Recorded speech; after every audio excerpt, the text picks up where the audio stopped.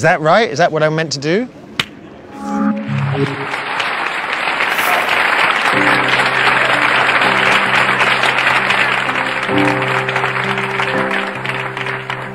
So that's Home, which I think is the key song for me in Whitney, because I think in some really simple way, she just wanted to be home. You know, home in a metaphorical way, as well as the literal way. She wanted security of a home. When I think home, I think of a place. In 1984, Clive Davis, who was the head of Arista Records, which was Whitney's record company, decided to introduce her to the world. It was actually about a year before the album, her first album came out, and he took her on this big talk show, and the audience went absolutely crazy, and it was obvious that she had this talent for communicating really genuine emotion through her voice. And I think that's the key to understanding Whitney, the key to what makes her a genius, is listening to her at her best is like somebody taking a giant syringe of adrenaline and putting it into your heart.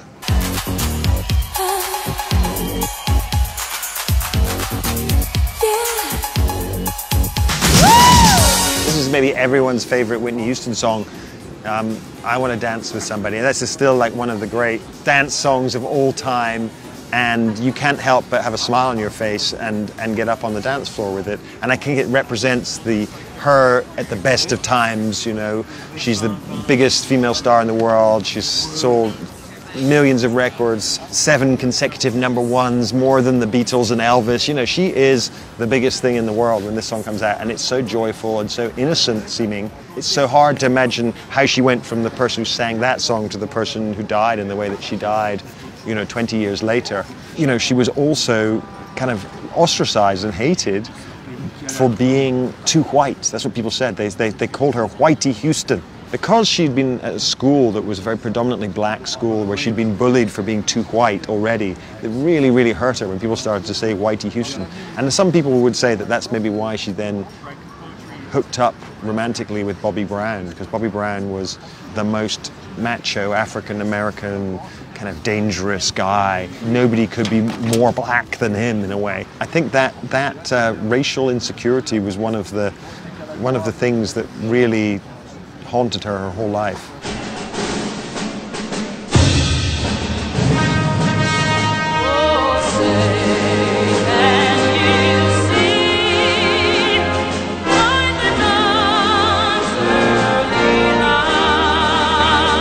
One of the reasons I made this film was to say to people, Whitney was a musical genius, and this is maybe the clearest, the simplest example of that genius, because she took a song, the national anthem of America, which nobody in the black community really wanted to sing at that time. This was considered a racist song. It was considered a song about the kind of oppression of the state.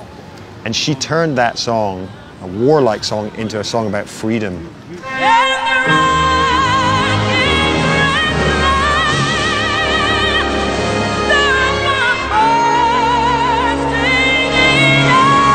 Ever since then, that's how the national anthem has been sung and how it's been interpreted in America. So she had a vast impact on the country.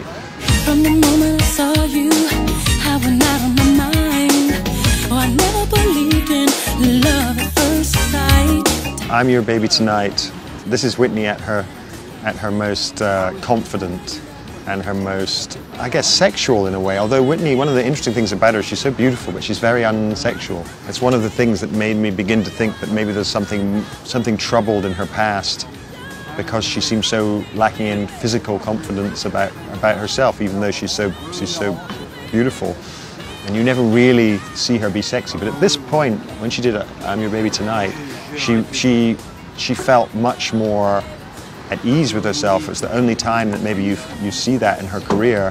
Maybe that song is representative of the happiest times in her life. If I should stay, I Will Always Love You, the song that even if you hate Whitney Houston, you cannot help but like. Originally done by Dolly Parton, and nobody remembers the Dolly Parton version. It was a country song. Whitney transformed it into this pop power ballad, which just obsessed the world for about 6 months. This was on so much on the radio in the early 90s. It was just ridiculous. And in the film, there's actually a moment where there's a bit of news footage of somebody in England who's arrested for playing the song like 900 times at full volume, and their neighbour objects and they're sent to prison. This is the ultimate obsessive Whitney song, and the ultimate example of the power of her voice. It became her trademark. She played it at the end of every concert that she did after that point, after the song came out. And there's a very tragic moment in the film where you see her last tour, where she can really not sing at all, and she tries valiantly to do a version of this song, and it's so sad and so awful because she can't hit any of the notes. A point where you can hardly bear to look at the screen when you see this.